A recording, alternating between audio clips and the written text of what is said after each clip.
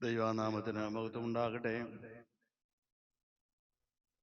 ബഹുമാനപ്പെട്ട ഗീവർഗീസ് തോമസ് അച്ഛൻ, നാനാൻ ജേക്കബ് അച്ഛൻ, ഇന്ന് വിശുദ്ധ ആരാധനയിൽ സംബന്ധിക്കുന്ന ഇടവേള അംഗങ്ങളായ സഹോദരങ്ങളെ, സ്നേഹിതരെ, കുഞ്ഞുങ്ങളെ, ദൈവനാമത്തിൽ നിങ്ങൾക്കെല്ലാവർക്കും എൻ്റെ സ്നേഹ വന്ദനം.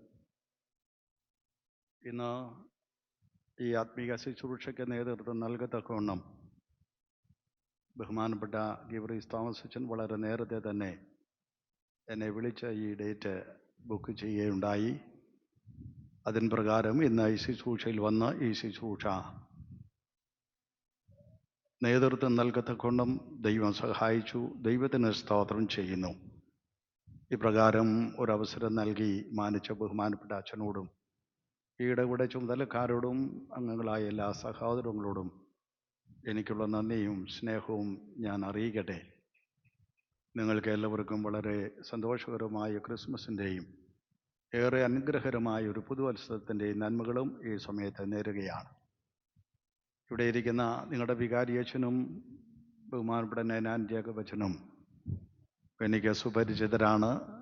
എന്നെ നന്നായി സ്നേഹിക്കുകയും പ്രോത്സാഹിപ്പിക്കുകയൊക്കെ ചെയ്തിട്ടുള്ള അച്ഛന്മാരാണ്. ഗീവർഗീസ് തോമസ് അച്ഛനോടൊപ്പം അച്ഛൻ ശുശ്രൂഷ ചെയ്ത 2-3 ഇടവകളിൽ പ്രത്യേക ശുശ്രൂഷകൾക്ക് പോയി സംബന്ധിക്കുവാൻ അവസരം ലഭിച്ചത് ഈ സമയത്ത് ഓർക്കുന്നു. ആ ഒരു സ്നേഹത്തിലും താല്പര്യത്തിലുമാണ് വീണ്ടും ഇങ്ങനെ ഒരു അവസരം ഈ ഇടവകയിലും തന്നത്. അച്ഛൻ ഓർപ്പിച്ചതുപോലെ ഞാൻ ഇതിനു മുൻപ് പല അവസരങ്ങളിൽ ഈ ഇടവകയിൽ വന്നിട്ടുണ്ട്. 1-2 ശവ സംസ്കാര ശുശ്രൂഷകളുടെ ബന്ധത്തിലും പ്രാർത്ഥനകളിലുമൊക്കെയാണ് സംബന്ധിച്ചത്. അതോടൊപ്പം തന്നെ ബഹുമാനപ്പെട്ട നാനാൻ ജേക്കബ് അച്ഛൻ ഇവിടെ വികാരിയായിരിക്കുന്ന സമയത്ത് അന്ന് ഞാൻ സദാനന്ദപുരത്തുള്ള നമ്മുടെ സനോഹ എന്ന സ്ഥാപനത്തിൽ ശുശ്രൂഷ ചെയ്യുകയാണ്. റിട്ടയർമെൻറ്റിന് ശേഷം ഒരു ഞായറാഴ്ച ഞങ്ങളോടൊപ്പം ആരാധനയിൽ സംബന്ധിച്ച് നേതൃത്വം നൽകിയത് ഈ സമയത്ത് ഓർക്കുന്നു. ചാച്ചിപ്പന്നെയും ഇളമ്പലും അധികം വിദൂരമില്ലാത്ത സ്ഥലങ്ങൾ, അങ്ങോട്ടും ഇങ്ങോട്ടും ഈ ഇടവേൽ നിന്ന് അങ്ങോട്ടും ആ ഇടവേൽ നിന്ന് ഇങ്ങോട്ടുമൊക്കെ വിവാഹ ബന്ധം മൂലം പല ആളുകൾ ബന്ധപ്പെട്ടിട്ടുണ്ട്. ചാച്ചുപ്പന ഇടവാംഗമായ ബഹുമാനപ്പെട്ട PT എബ്രാച്ചൻ നിങ്ങൾക്ക് 5 വർഷക്കാലം ഇവിടെ താമസിച്ച് ശുശ്രൂഷ നിർവഹിച്ചത് നിങ്ങൾ പലരും വളരെ ആദരവോടും ബഹുമാനത്തോടും കൂടെ ഹൃദയത്തിൽ സൂക്ഷിക്കുന്ന നല്ല ഓർമ്മയാണ്. അച്ഛൻ്റെ പ്രത്യേക സ്നേഹാന്വേഷണവും ക്രിസ്മസ് ആശംസകളും ഈ സമയത്ത് നിങ്ങളെ അറിയിക്കട്ടെ. ഇന്ന് ക്രിസ്മസിൻ്റെ സന്തോഷം പങ്കുവയ്ക്കുവാനും നമുക്ക് വേണ്ടി ഉണ്ടായ കർത്താവിൻ്റെ മനുഷ്യാവതാരത്തെ ഓർത്ത് ദൈവത്തിന് നന്ദി കരയേറ്റുവാനുമുള്ള അവസരമാണല്ലോ നമുക്ക് ലഭിച്ചിരിക്കുന്നത്. ദൈവസന്നിധിയിൽ പ്രാർത്ഥനയോടുകൂടി ആയിരിക്കാം. ദൈവത്തിൻ്റെ ആത്മാവ് ചില ആത്മീക ചിന്തകൾ നൽകി നമ്മെ ബലപ്പെടുത്തട്ടെ. ഇന്ന് നാം സുവിശേഷ ഭാഗമായി വായിച്ചു കേട്ടത് ലൂക്കോസ് സുവിശേഷം 2-ാം അധ്യായത്തിൻ്റെ 1 മുതൽ 7 വരെയുള്ള വാക്യങ്ങളാണ്. 7-ാമത്തെ വാക്യം ഒരിക്കൽ കൂടെ വായിക്കുന്നു. അവൾ ആദ്യജാതനായ മകനെ പ്രസവിച്ചു. ശീലകൾ ചുറ്റി വഴിയമ്പലത്തിൽ അവർക്ക് സ്ഥലം ഇല്ലായികയാൽ പശുത്തൊട്ടിയിൽ കിടത്തി.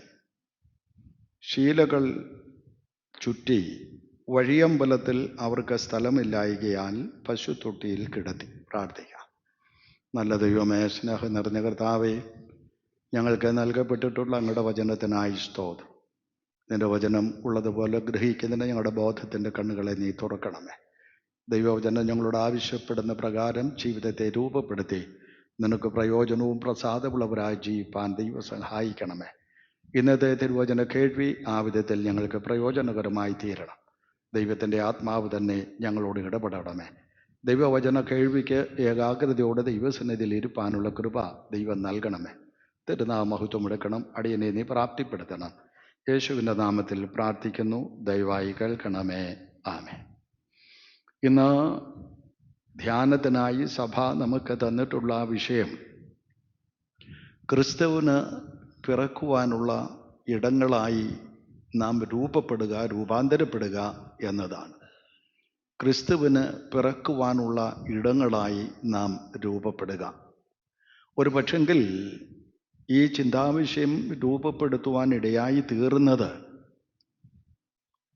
മറിയയ്ക്ക് പ്രസവത്തിൻ്റെ സ്വകാര്യതയ്ക്ക് വേണ്ടിയുള്ള യോസഫിൻ്റെ അന്വേഷണം തീർത്തും പരാജയപ്പെടുകയും ദൈവം ക്രമീകരിച്ചു കൊടുത്തതായ സ്വകാര്യതയിൽ മറിയാം തൻ്റെ ആദ്യജാതനും നമ്മുടെ രക്ഷകനുമായ യേശുക്രിസ്തുവിന് ജന്മം നൽകുകയും ചെയ്ത സംഭവത്തിൻ്റെ ഓർമ്മയിൽ നിന്നായിരിക്കണം.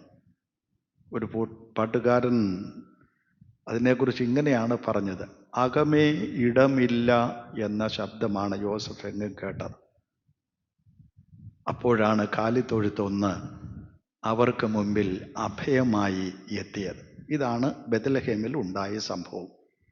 ഇന്നും വാസ്തവത്തിൽ ദൈവത്തിൻ്റെ ഹൃദയത്തിലുള്ള ഒടുങ്ങാത്ത ഒരാഗ്രഹം അവന് മനുഷ്യനായി ഒന്ന് പിറക്കുവാൻ ഇടം ആവശ്യമാണ്.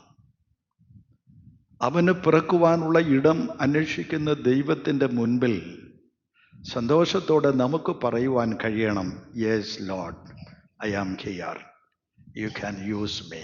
അതേ കർത്താവേ, ഇതാ ഞാൻ, എന്നെ നിനക്ക് ഉപയോഗിക്കാം.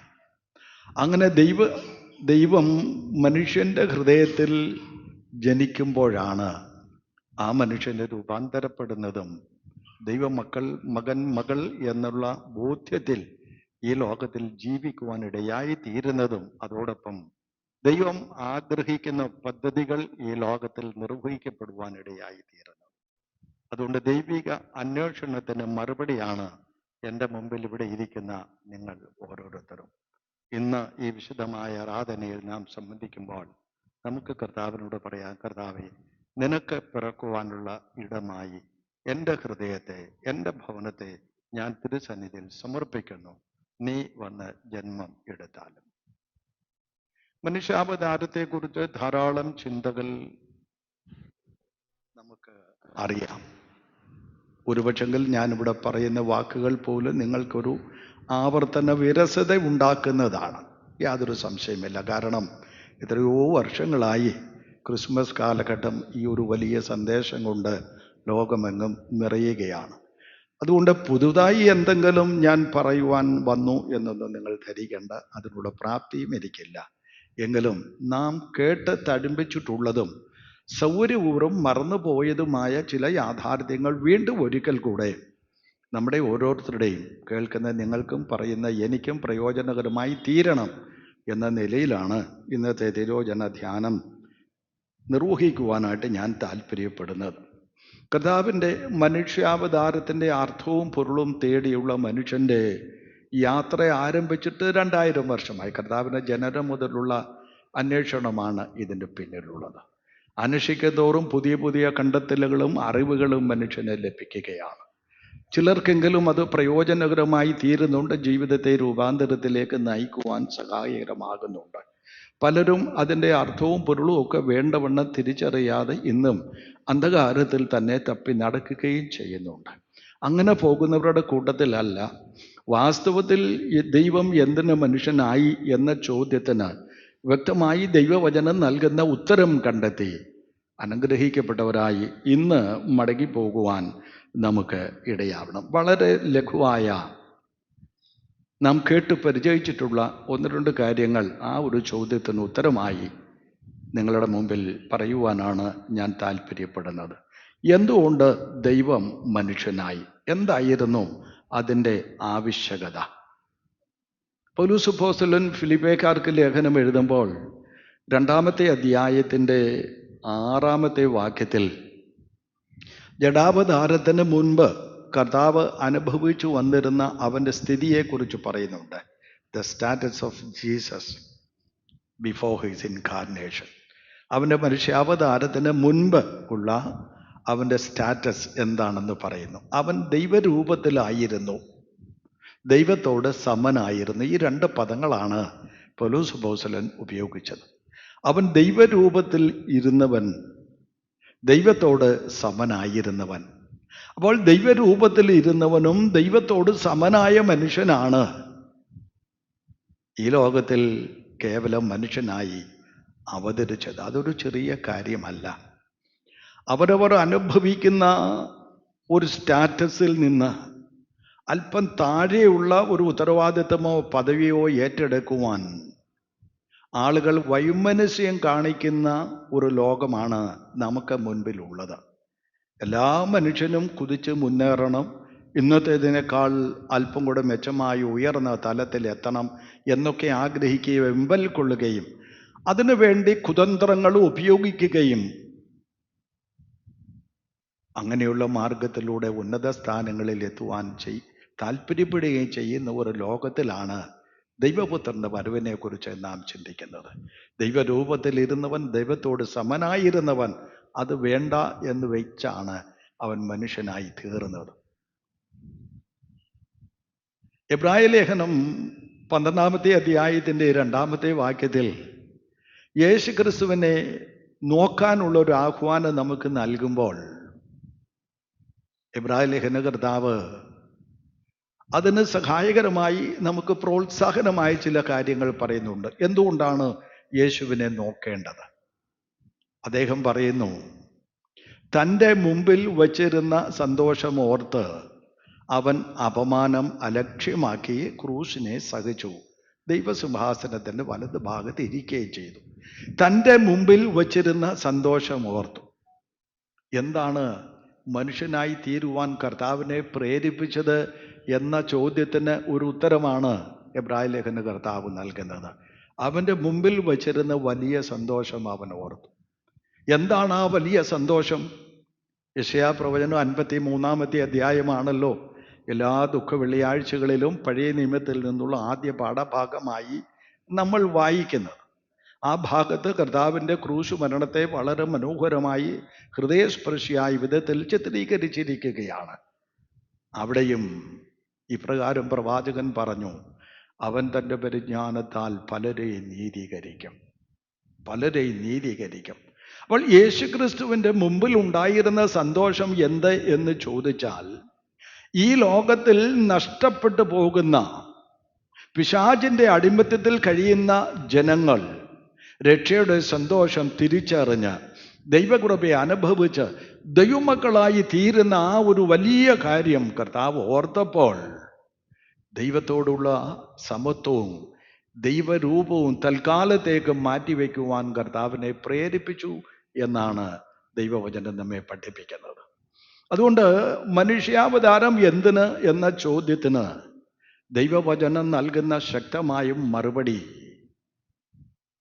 അവൻ തൻ്റെ ജനത്തെ അവരുടെ പാപങ്ങളിൽ നിന്ന് രക്ഷിപ്പാനിരിക്കൊണ്ട് നീ അവന് യേശു എന്ന് പേരിടണം. അതായത് ദൈവം മനുഷ്യനായി തീർന്നതിലൂടെ മനുഷ്യരായ നമുക്ക് ദൈവമക്കൾ എന്നുള്ള പദവിയിലേക്ക് പ്രവേശിക്കുവാനുള്ള വഴി നമ്മുടെ മുമ്പിൽ തുറക്കപ്പെട്ടു. അതിനുള്ളൊരു ഭാഗ്യം നമുക്ക് ലഭിച്ചു. അതിൻ്റെ ഉത്തരം വളരെ ലളിതമാണ്. എന്തിന് ദൈവം മനുഷ്യനായി എന്ന് ചോദിച്ചാൽ, നമ്മയൊക്കെ നമ്മുടെ നഷ്ടപ്പെട്ട അവസ്ഥയിൽ നിന്ന് ദൈവമക്കൾ എന്നുള്ള പദവിയിലേക്ക് തിരികെ പ്രവേശിപ്പിക്കുന്നതിന് വേണ്ടി. ദൈവകൃപയിലേക്ക് നാമൊക്കെ വരുന്നതിന് മുൻപുള്ള നമ്മുടെ അവസ്ഥയെ അപ്പോസ്തലനായ വിശുദ്ധ പൗലോസ് എഫേസ്യ ലേഖനം 2-ാമത്തെ അധ്യായത്തിലും പത്രോസ് അപ്പോസ്തലൻ തൻ്റെ 1-ാം ലേഖനം 2-ാമത്തെ അധ്യായത്തിലും പറയുന്നുണ്ട്. സമാനമായ വാക്കുകളാണ് ഉപയോഗിച്ചിരിക്കുന്നത്. മുമ്പേ നിങ്ങൾ ജനമല്ലാത്തവരായിരുന്നു, എന്നാൽ ഇപ്പോൾ ദൈവത്തിൻ്റെ ജനം. മുമ്പേ നിങ്ങൾക്ക് കരുണ ലഭിക്കാത്തവരായിരുന്നു, എന്നാൽ ഇപ്പോൾ നിങ്ങൾ കരുണ ലഭിച്ചവർ. പൗലോസ് അപ്പോസ്തലൻ പറയുന്നു, ഇസ്രായേൽ പൗരതയോട് സംബന്ധമില്ലാത്തവരും ഈ ലോകത്തിൽ പ്രത്യാശയില്ലാത്തവരുമായിരുന്നു നിങ്ങൾ. എന്നാൽ കരുണാസമ്പന്നനായ ദൈവം നമ്മെ സ്നേഹിച്ച മഹാസ്നേഹ നിമിത്തം അവൻ മനുഷ്യനായി തീർന്നു. പ്രിയമുള്ളവരെ, അതുകൊണ്ട് കർത്താവിൻ്റെ വരവ്, കർത്താവിൻ്റെ മനുഷ്യാവതാരം, അതിൻ്റെ അർത്ഥം എന്ത് എന്ന് ചോദിച്ചാൽ, നമുക്ക് ദൈവമക്കളായി തീരുവാനുള്ള സാധ്യത നമ്മുടെ മുമ്പിൽ തുറന്നിടുകയാണ് കർത്താവിൻ്റെ മനുഷ്യാവതാരത്തിലൂടെ സംഭവിച്ചത്. അത് നഷ്ടപ്പെടുത്തരുത്. ആ തുറക്കപ്പെട്ട വാതിലൂടെ പ്രവേശിച്ച് ദൈവമക്കളായി തീരുവാൻ നമുക്ക് ഇടയാവണം. 2, യെശയ്യാ പ്രവചനം 7-ാം അധ്യായത്തിൻ്റെ 14-ാമത്തെ വാക്യം നമ്മൾ വായിക്കുമ്പോൾ, പ്രവാചകനിലൂടെ പ്രവാസത്തിലായിരുന്ന ജനത്തോട് സംഭാഷിക്കുന്ന വാക്കുകളാണല്ലോ യെശയ്യാ പ്രവചൻ്റെ ആദ്യ ഭാഗങ്ങളെല്ലാം. വളരെ നിരാശയിൽ, അടിമത്തത്തിൽ കഴിയുമ്പോൾ സന്തോഷമില്ല എന്ന് നമുക്കറിയാം. വളരെ നിരാശയിൽ, വളരെ ഭാരത്തിൽ, ജനിച്ച നാട്ടിൽ നിന്ന് ദൂരെ അഭയാർത്ഥികളായി കഴിയുന്ന ജനത്തോട് അവർ പറഞ്ഞു, നിങ്ങൾക്ക് ഒരു വിമോചനമുണ്ട്. നിങ്ങൾ എന്നും ഇവിടെ കിടക്കേണ്ടവരല്ല. നിങ്ങൾക്ക് ഇവിടുന്ന് ഒരു മോചനമുണ്ട്.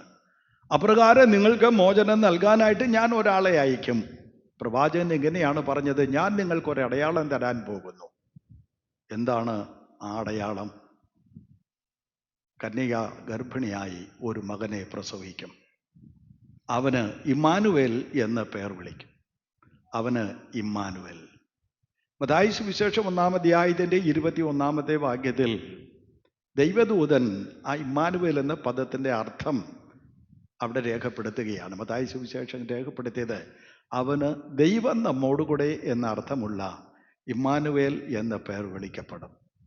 അതുകൊണ്ട് മനുഷ്യാവതാരം എന്തിന് എന്ന ചോദ്യത്തിൻ്റെ രണ്ടാമത്തെ ഉത്തരം ദൈവവചനം നമുക്ക് നൽകുന്നത്, നിങ്ങളോടുകൂടെ, അതായത് നമ്മോടുകൂടെ എന്നും വസിക്കുവാൻ ദൈവം താല്പര്യപ്പെട്ടപ്പോൾ അവന് മനുഷ്യാവതാരം എടുക്കാതിരിക്കുവാൻ കഴിഞ്ഞില്ല. പഴയ നിയമത്തിൽ നാം മനസ്സിലാക്കുന്ന ദൈവം മനുഷ്യരോട് കൂടെ ഇടയിൽ നമ്മിൽ ഒരുവനെ പോലെ പാർത്ത ദൈവ സാന്നിധ്യത്തെക്കുറിച്ചല്ല പറയുന്നത്. ദൈവം വെളിപ്പെട്ട പല അനുഭവങ്ങളൊക്കെ ദൈവവചനത്തിൽ നമ്മൾ വായിക്കുന്നു. പ്രത്യേകിച്ച് ഇസ്രായേൽ മക്കളുടെ മിസ്രൈമിൽ നിന്ന് കനാൻ നാട്ടിലേക്കുള്ള യാത്രാമധ്യേ പല അവസരങ്ങളിൽ ദൈവം അവർക്ക് വെളിപ്പെടുന്നുണ്ട്. അങ്ങനെ വെളിപ്പെടുന്ന ദൈവം അവർക്ക് വെളിപ്പെടുന്നത് വലിയ പർവ്വതങ്ങളുടെ മുകളിൽ, വലിയ തേജസ്സിൻ്റെ നടുവിലൊക്കെയാണ്. ദൈവത്തിൻ്റെ രൂപമൊന്നും അവർക്ക് കാണാൻ കഴിഞ്ഞിട്ടില്ല. എന്നാൽ ദൈവം സംഭാഷിക്കുന്നത് അവർക്ക് കേൾക്കാനിടയായി. അതുകൊണ്ട് തന്നെ ദൈവം ദൂരത്തിൽ വസിക്കുന്ന ഒരു ദൈവം എന്നുള്ളൊരു ചിന്ത പ്രബലപ്പെട്ടു വന്നു. എൻ്റെ ജീവിതത്തിൻ്റെ ദൈനംദിന ആവശ്യങ്ങളോട് പുറംതിരിഞ്ഞു നിൽക്കുന്ന ഒരു ദൈവമായും അവന് താല്പര്യമുള്ളപ്പോൾ മാത്രം ഞാനുമായി സംഭാഷണത്തിന് എത്തുന്ന ഒരാളായിട്ടുമൊക്കെ ദൈവത്തെ അവർക്ക് കാണാനും മനസ്സിലാക്കാനും ഒക്കെ ഇടയായി എന്നുള്ളതാണ് സത്യം.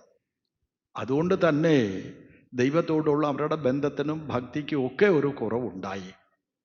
നാം മനസ്സിലാക്കുന്നു, നമുക്ക് ബന്ധങ്ങൾ എപ്പോഴാണ് സജീവമാകുന്നത്? കൂടെ കൂടെ കാണുകയും വർത്താനം പറയുകയൊക്കെ ചെയ്യുമ്പോഴാണ്. ഒരാൾ ജോലി അന്വേഷിച്ച് വീട്ടിൽ നിന്ന് പോകുന്നു, ഒരു 25 കൊല്ലം വരാതിരുന്നാലത്തെ അവസ്ഥയൊന്ന് ആലോചിച്ച് നോക്കിക്കേ. ഒരു 25 വർഷത്തെ ഗ്യാപ്പ് വലിയ ഗ്യാപ്പാണ്. എന്നാൽ വല്ലപ്പോഴൊക്കെ ഫോൺ വിളിക്കുകയും വർഷത്തിലൊരിക്കൽ അവധിക്ക് വരികയും വീടുകളിലെല്ലാം ഒന്ന് കയറി ഇറങ്ങുകയും പരിചയക്കാരെയൊക്കെ ഒന്ന് കണ്ട് സ്നേഹം പുതുക്കുകയൊക്കെ ചെയ്താലോ അതിനൊരു ഊഷ്മളതയുണ്ട്. ഇതാണ് പഴയ നിയമത്തിൽ സംഭവിച്ചത്.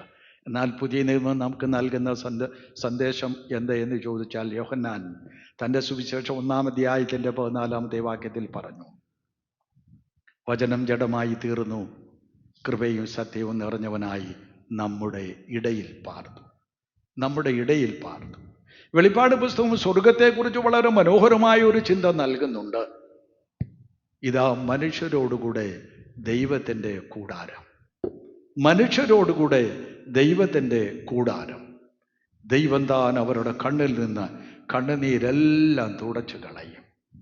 ഇനി അവിടെ സൂര്യൻ പ്രകാശിക്കേണ്ടതില്ല. കുഞ്ഞാട് അതിൻ്റെ നടുവിലുണ്ട്. അവൻ്റെ പ്രകാശം ഭൂതലത്തെ പ്രകാശിപ്പിക്കുന്നു എന്നാണ് പറയുന്നത്. മനുഷ്യരോടുകൂടെ പാർക്കുവാൻ ദൈവം പ്രിയപ്പെട്ടപ്പോൾ മനുഷ്യനായി അവൻ അവതരിച്ചു. ദൈവം നമ്മോടുകൂടെ ഉണ്ട് എന്നുള്ളൊരു ചിന്ത നമുക്ക് ധൈര്യം നൽകുന്നതാണ്. ഇന്നത്തെ മനുഷ്യനെ ഗ്രസിച്ചിരിക്കുന്ന ഏറ്റവും വലിയ പ്രതിസന്ധിയും ആരും സഹായത്തിനില്ല എന്നതാണ്. 2 പെൺമക്കളുള്ള ഒരു പിതാവ് ഈ കഴിഞ്ഞ ദിവസം, അദ്ദേഹം അത്ര പ്രായമൊന്നും ആയില്ല, 66 വയസ്സെന്നാണ് എന്നോട് പറഞ്ഞത്. അദ്ദേഹം എന്നോട് പറഞ്ഞ, അച്ഛാ, ഇപ്പോഴാണ് ജീവിതത്തിൽ ഒരു നിരാശ തോന്നുന്നത്. ഞാൻ ചോദിച്ചു, എന്തു പറ്റി? ആരോഗ്യമുണ്ടല്ലോ, അത്യാവശ്യം ജീവിക്കാനുള്ള ചുറ്റുപാടുണ്ടല്ലോ, പിന്നെന്നാ പ്രശ്നം? അല്ലച്ചാ, എനിക്ക് 2 പെൺമക്കളായിരുന്നു. അവർ 2 പേരും വിവാഹിതരായ ഭർത്താക്കന്മാരോട് താമസിക്കുകയാണ്. അവർക്കൊന്നും ഞങ്ങളുടെ കൂടെ വന്ന് താമസിക്കാനുള്ള സാഹചര്യം ഉള്ളവരല്ല. അവരുടെയും വീട്ടിൽ ഒരാൺമോനും ഒക്കെ ഉള്ള ആളുകളാണ്. അവരുടെയും മാതാപിതാക്കളൊക്കെ ഉണ്ട്. അപ്പോൾ അല്പം കൂടെ ക്ഷീണമാകുമ്പോൾ ഞങ്ങൾക്കൊന്ന് കൈത്താങ്ങം നൽകാൻ ആരുണ്ട്? ശരിയാണ്, ഇന്നത്തെ സമൂഹത്തെ ഗ്രസിച്ചിരിക്കുന്ന ഒരിടമാണ്. അവിടെയാണ് ദൈവത്തിൻ്റെ വാഗ്ദാനം നമുക്കുള്ളത്. യെശയ്യാ നമ്മെ ഓർമ്മിപ്പിക്കുന്നു ദൈവത്തിൻ്റെ അരുളപ്പാട്. വാർദ്ധക്യവും നരയുള്ള കാലത്തും ഞാൻ നിന്നെ ചുമക്കും, ഞാൻ നിന്നെ അനാഥനായി വിടുകയില്ല. കർത്താവ് പറഞ്ഞ ഉറപ്പാണ്. അല്പം കഴിയുമ്പോൾ ഞാൻ നിങ്ങളുടെ അടുക്കൽ വരും. അതെ, എന്നേക്കും നമ്മോട് കൂടെ പാർക്കുവാൻ ദൈവത്തിന് പ്രസാദം തോന്നിയപ്പോൾ അവൻ മനുഷ്യനായി അവതരിച്ചു. നമ്മോട് കൂടെ പാർക്കുവാൻ താല്പര്യപ്പെടുന്ന കർത്താവിനെ ജീവിതത്തിൻ്റെ അനുഭവത്തിൽ നിന്ന് അകറ്റി നിർത്താതെ അവനെ ചേർത്ത് നിർത്തുവാൻ നമുക്കിടയാകണം. അവിടെ നമുക്കൊരു സഹിത്വമുണ്ട്, അവിടെ നമുക്കൊരു സുരക്ഷിതത്വമുണ്ട്, അവിടെ നമുക്കൊരു കൂട്ടായ്മയുണ്ട്, അവിടെ ഒരു ഉൾധൈര്യമുണ്ട്, ജീവിത യാഥാർത്ഥ്യങ്ങളെ അഭിമുഖീകരിക്കുവാനുള്ള കെൽപ്പുണ്ട്. ദൈവം നമ്മോട് കൂടെ. 3, എന്തിനാണ് കർത്താവ് മനുഷ്യനായി തീർന്നത്? നമ്മുടെ നിലയ്ക്ക് ഒരു വ്യത്യാസം വരുത്താൻ. കൊരിന്ത്യർക്ക് 2-ാം ലേഖനം എഴുതുമ്പോൾ പൗലോസ് അപ്പോസ്തലൻ അതിൻ്റെ 8-ാമത്തെ അധ്യായത്തിൻ്റെ 9-ാമത്തെ വാക്യത്തിൽ പറഞ്ഞു, ക്രിസ്തു യേശു സമ്പന്നനായിരുന്നിട്ടും നിങ്ങളുടെ ദാരിദ്ര്യത്തിൽ നിന്ന് നിങ്ങളെ സമ്പന്നരാക്കി തീർക്കുവാൻ അവൻ നിങ്ങൾക്ക് വേണ്ടി ദരിദ്രനായി തീർന്ന അവൻ്റെ കൃപ നിങ്ങൾ അറിയുന്നുവല്ലോ. അവൻ്റെ കൃപ നിങ്ങൾ അറിയുന്നുവല്ലോ. ദൈവം നമുക്ക് ഒരുക്കിയിരിക്കുന്ന സമ്പന്നതയുടെ അളവറ്റ അനുഭവത്തിൻ്റെ ഉടമകളായി തീരുവാൻ ദൈവം ആഗ്രഹിക്കുന്നത് കൊണ്ടാണ് അവൻ മനുഷ്യനായി തീർന്നത്. അതുകൊണ്ട് കർത്താവിൻ്റെ ജനനത്തെക്കുറിച്ചൊക്കെ പറയുമ്പോൾ ദൈവം മനുഷ്യനായി ഭൂമിയിലേക്ക് വന്നതിലൂടെ സ്വർഗത്തിൻ്റെ കവാടം ഒരിക്കൽ അടയപ്പെട്ടതാണ്. ഏദൻ തോട്ടത്തിൽ അന്ന് അടയ്ക്കപ്പെട്ടതായി സ്വർഗത്തിൻ്റെ കവാടം മനുഷ്യവർഗത്തിന് വേണ്ടി തുറക്കപ്പെട്ട സംഭവമാണ്. അങ്ങനെ സ്വർഗത്തിൻ്റെ കവാടം തുറക്കപ്പെട്ടതിലൂടെ പൗലോസ് അപ്പോസ്തലൻ എഫേസ്യക്കാരോട് പറയുന്നു, സ്വർഗത്തിലെ സകല ആത്മീയ അനുഗ്രഹങ്ങളാലും നിങ്ങളെ അനുഗ്രഹിക്കുന്ന ദൈവം. അതെ, ദൈവത്തിൻ്റെ അനുഗ്രഹത്തിൻ്റെ കവാടം നമുക്ക് മുമ്പിൽ തുറക്കപ്പെടുകയാണ് ചെയ്തത്. ക്രിസ്തുയേശു സമ്പന്നനായിരുന്നു. പൗലോസ് അപ്പോസ്തലൻ റോമിൽ കാരാഗ്രഹത്തിൽ കിടന്നുകൊണ്ട് താൻ ഏറ്റവും അധികം സ്നേഹിച്ച ഫിലിപ്പിയക്കാർക്ക് പറയുന്ന ഒരു വാക്കുണ്ട്. 4-ാം അധ്യായത്തിൻ്റെ 19-ാമത്തെ വാക്യമാണ്, എൻ്റെ ദൈവമോ നിങ്ങളുടെ ബുദ്ധിമുട്ടൊക്കെയും മഹത്വത്തോടെ തൻ്റെ ധനത്തിനൊത്തവണ്ണം ക്രിസ്തുയേശുവിൽ പൂർണ്ണമായി തീർത്ത് തരും. ഇവിടെ ഇരിക്കുന്ന നിങ്ങളെല്ലാവരും, ഞാൻ ഉൾപ്പെടെ, അതിന് സാക്ഷികളാണ്. അല്ല എന്ന് പറയുവാൻ അവകാശമില്ല. എന്നാൽ കേവലം ഭൗതിക സമ്പന്നത മാത്രമല്ല നാം ആഗ്രഹിക്കേണ്ടത്. നമുക്കൊരു ആത്മീക സമ്പന്നതയെക്കുറിച്ചുള്ളൊരു അഭിവാഞ്ചയോടെ ഉണ്ടാവണം. കർത്താവ് ഒരു ഉപമ പറഞ്ഞത് നമുക്കറിയാം. ധനികനായ കർഷകന്റെ ഉപമയാണ്. ഒരു പ്രാവശ്യം അവൻ്റെ കൃഷിയിടങ്ങൾ നന്നായി വിളഞ്ഞു, ധാരാളം വിളവുണ്ടായി. ഉള്ള പണ്ടകശാലകളിൽ അത് നിറയ്ക്കുവാൻ ഇടം പോരാതെ വന്നു. അപ്പം അവൻ പെട്ടെന്ന് തന്നെ ഒരു തീരുമാനമെടുത്തു, പഴയതെല്ലാം പൊളിച്ചു കളയാം, അല്പം കൂടെ വിശാലമായി ഇത് പണിയാം, എന്നിട്ട് ഇതെല്ലാം കൂടെ അതിൽ കൂട്ടിവെക്കാം, എന്നിട്ടോ തിന്നുക, കുടിക്കുക, ആനന്ദിക്കുക. കർത്താവ് പറഞ്ഞു, ഈ രാത്രിയിൽ മൂഢ, നിന്റെ പ്രാണനെ നിന്നോട് ചോദിച്ചാൽ നീ ഒരുക്കി വെച്ചത് ആർക്കാകും? എന്നിട്ട് കർത്താവ് പറയുന്നു, ദൈവവിഷയമായി സമ്പന്നനാകാതെ തനിക്ക് തന്നെ നിക്ഷേപിക്കുന്നവൻ്റെ കാര്യം ഇങ്ങനെയാകും. അത് നമുക്കൊരു മുന്നറിയിപ്പാണ്. നമ്മുടെ ഇല്ലായ്മകളിൽ ഒരു പക്ഷെങ്കിൽ നമ്മുടെയൊക്കെ മാതാപിതാക്കൾ ഇന്ന് നമ്മൾ അനുഭവിക്കുന്ന സുഖ സൗകര്യങ്ങളൊന്നും അനുഭവിച്ച് കാണാൻ സാധ്യതയില്ല. വളരെ കുറച്ച് പേർക്കൊക്കെ ആ ഭാഗ്യം കിട്ടി കാണും. എന്നാൽ അവരുടെ കണ്ണുനീർ ദൈവത്തുരുത്തിയിലാക്കി നമ്മുടെ സ്ഥിതിക്ക് ഒരു മാറ്റം വരുത്തിയപ്പോൾ ഈ നന്മകൾ തന്ന ദൈവത്തെ മറക്കുവാനുള്ള പ്രവണതയുണ്ടാകും. അതിനെതിരെ നാം പോരാടേണ്ടിയിരിക്കുന്നു. എല്ലാം ദാനമല്ലേ, തന്നതല്ലാതെ ഒന്നുമില്ല എന്നുള്ളൊരു ബോധ്യത്തിൽ സമ്പത്തിനെ നാം കൈകാര്യം ചെയ്യുകയും അതിലേക്കുപരിയായ ഒരു ആത്മീക സമ്പന്നത ദൈവവിഷയമായി നേടുവാൻ നമുക്ക് ഇടയാകുകയും ചെയ്യണം. നമ്മുടെ അരക്ഷിതാവസ്ഥയ്ക്ക് ഒരു മാറ്റം വരുത്തുവാൻ സമ്പന്നനായിരുന്ന ക്രിസ്തു കേവലം ദരിദ്രനായി തീർന്ന വലിയ അനുഭവമാണ് ക്രിസ്മസ്. 3 കാര്യങ്ങൾ ഞാൻ പറഞ്ഞു.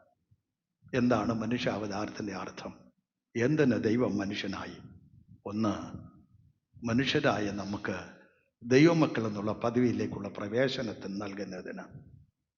2, ദൂരത്തായിരുന്നു എന്ന് കരുതിയ ദൈവം അതുപോലെ മനുഷ്യൻ അനുഭവിച്ചതായി ദുരിതങ്ങൾക്കൊരു പരിഹാരം ഇല്ല. ഞാൻ നിന്നോട് കൂടെ, ഞാൻ നിങ്ങളുടെ കൂടെ, നിങ്ങളുടെ നടുവിൽ, നിന്റെ ഹൃദയത്തിൽ, നിന്റെ ഭവനത്തിൽ എന്നേക്ക് നമ്മോട് കൂടെ വസിക്കുവാൻ. 3, ഈ ലോകപ്രകാരവും ആത്മീക പ്രകാരവും സമ്പന്നതയുടെ പടവുകളിലേക്ക് നമ്മെ ഉയർത്തുവാൻ നമുക്ക് വേണ്ടി ദരിദ്രനായി തീർന്ന കർത്താവ്. അതുകൊണ്ട് പ്രിയമുള്ളവരെ, കർത്താവിൻ്റെ മനുഷ്യാവതാരത്തിൻ്റെ അർത്ഥവും പൊരുളും തിരിച്ചറിഞ്ഞ് ദൈവത്തെ മഹത്വപ്പെടുത്തി ജീവിപ്പാൻ കർത്താവ് നമുക്കെല്ലാവർക്കും ഇടയാക്കട്ടെ എന്ന് പ്രാർത്ഥിക്കുന്നു, ആശംസിക്കുന്നു. വീണ്ടും ഒരിക്കൽ കൂടെ നിങ്ങൾക്കെല്ലാവർക്കും സന്തോഷകരമായ ക്രിസ്മസും അനുഗ്രഹകരമായ നവവത്സര ആശംസകൾ നേരുന്നു. ദൈവം നമ്മെ എല്ലാവരെയും അനുഗ്രഹിക്കണം.